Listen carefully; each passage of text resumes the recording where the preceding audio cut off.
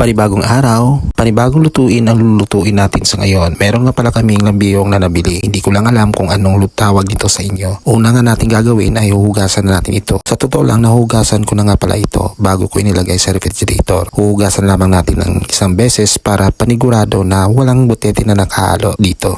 Nang matapos ko nga nahugasan at inilagay ko sa steamer para makatulo yung tubig, nilagyan ko nga pala ito ng asin.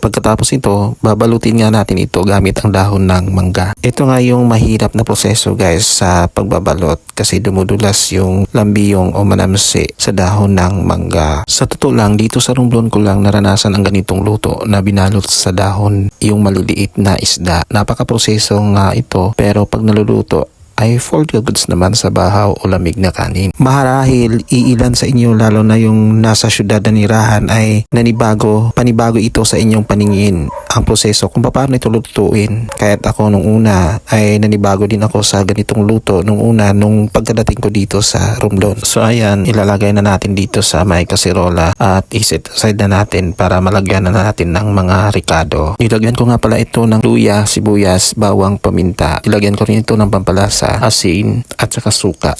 Kung napapansin nyo, meron pong nakahiwalay na mga maliliit na isda. Hindi po siya nakabalot kasi dumudulas nga po siya sa dahon ng mangga. Pero okay lang naman yan kasi konti lang naman yung nahuhulog. So pagkatapos nating lagyan ng mga pampalasa, lagyan ko nga pala ito yan ng konting tubig para hindi siya matuyuan. So pagkatapos takpan natin at isalang na natin doon sa ating kalan.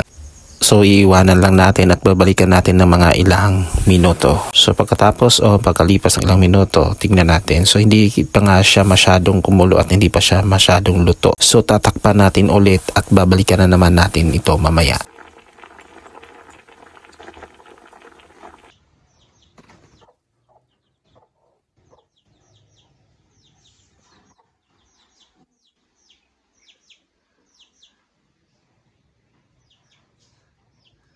Makalipas ng ilang minuto, so titingnan natin kung ito'y okay na.